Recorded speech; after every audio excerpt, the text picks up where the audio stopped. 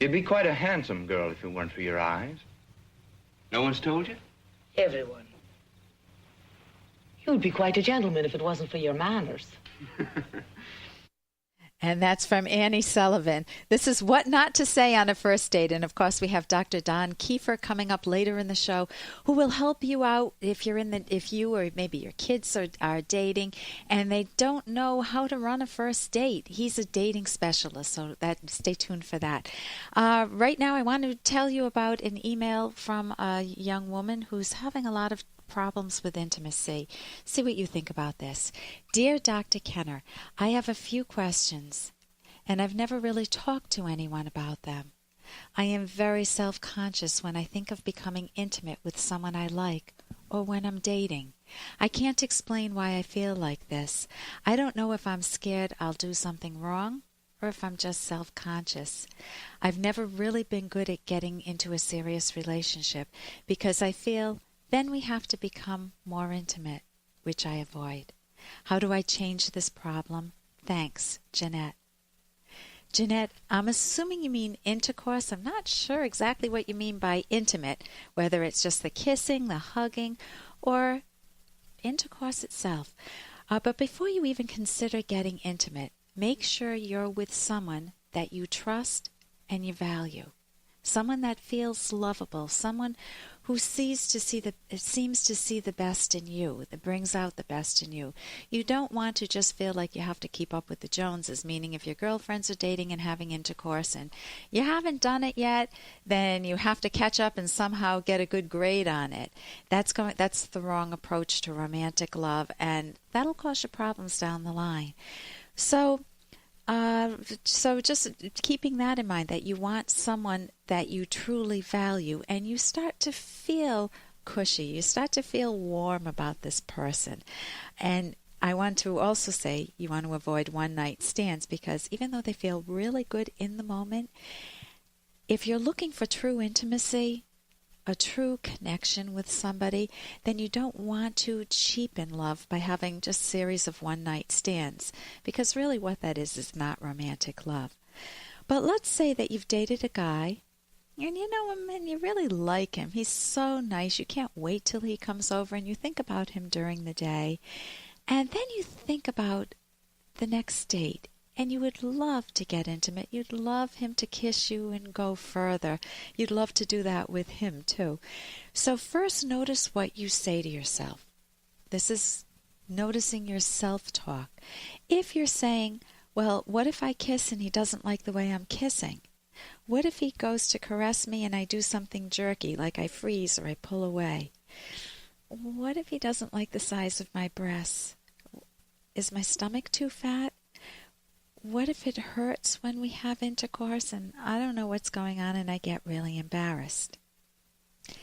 If you're flooding your minds with that type of self-talk, then notice where you're focusing your mind. You're not focusing it on pleasure and romance, but you're focusing it on being judged by your partner and also judging yourself, feeling you can't allow yourself to feel the good feelings without constantly monitoring them. Psychologists, starting with Masters and Johnson and then Dr. Helen Singer Kaplan, have come up with a word for this. This is called spectatoring. Many married couples even do it when they're making love. And spectatoring, picture yourself sitting in the bleachers being a spectator watching a sports game. Or armchair quarterbacking, sitting in front of your TV and critiquing every move. Well, Dr. Kaplan says that spectatoring is when a person watches his own sexual performance critically, as though he or she were a third person. The goal is to stop this. If you think that you're going to do this, or if you've kissed a few times and you notice your mind is focused on critiquing yourself, then you want to stop it. Because intimacy involves your ability to feel the passion, to feel the connection, to have the good thoughts about the other person and have them translate into a profound, sensual, sexual emotion. And so you need to keep the critical judge at bay.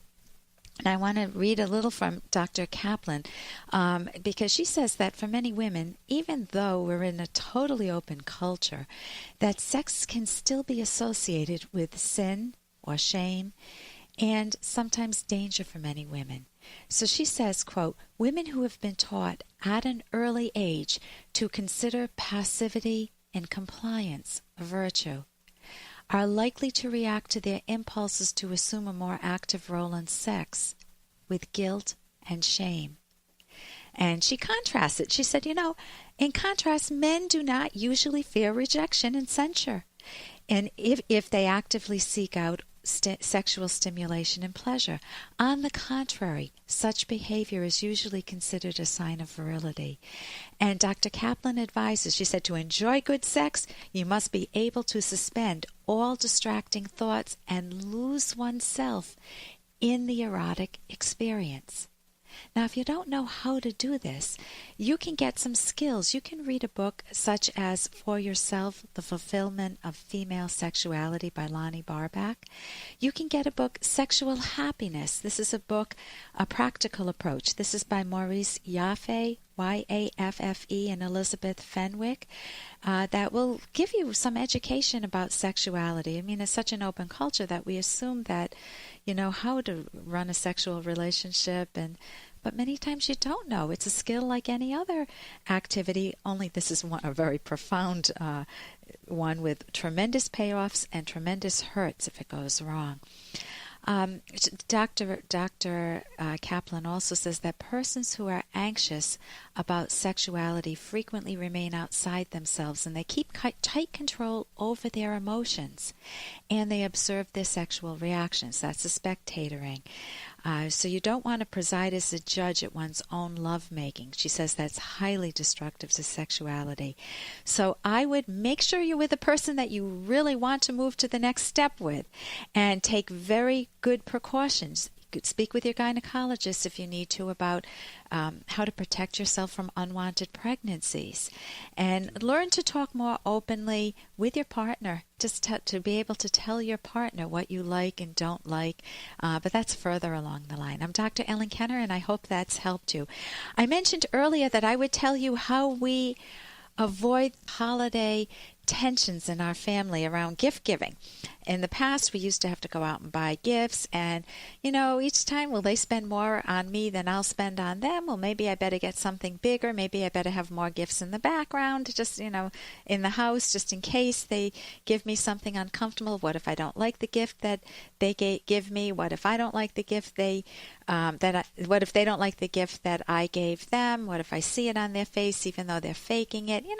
There's so much awkwardness around gift giving. In our family, we've come up with what we call a Yankee swap. And you may know about it. And a Yankee swap is we each find something in our homes that's either funny or we don't want anymore. We get together, and then we each get a chance to, we wrap these very beautifully. I mean, once we wrapped leftover food, a pizza pie that my son had months earlier that was still in our freezer from a ski trip. And he got this pizza pie, and it was hysterical. And, of course, he put it back in the pile because he didn't want it. And my uncle put in handcuffs, and everybody was fighting for his handcuffs. So if you don't know how to run a Yankee swap, my uncle had handcuffs because he went to auctions, a boys' club, and was always raising his hand buying items for the young boys. So somebody jokingly gave him the handcuffs, but of course they have a sexual connotation, so all our family members had a lot of fun joking about who wants the handcuffs today or during the swap.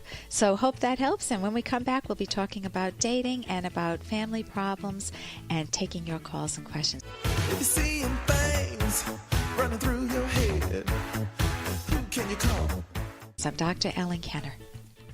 Here's an excerpt from The Selfish Path to Romance by clinical psychologist Dr. Ellen Kenner. Your potential partner's sense of life reflects his or her deepest values, and it is important that you try to identify those values consciously. Some view life as an exciting adventure, and, using their best judgment, look for values to pursue that give their lives meaning. Others view life as a frightening burden and fear that achieving great values is hopeless. Some have no personal values and live only for others. You will want to know if your partner partner's philosophy matches your own, and whether that philosophy is a healthy one, pro-happiness, pro-long-range achievement in the real world. People's professed philosophy and values may not be their real ones, and may even be in conflict with the values that govern their daily choices and actions. You can download Chapter 1 for free at drkenner.com, and you can buy the book at amazon.com.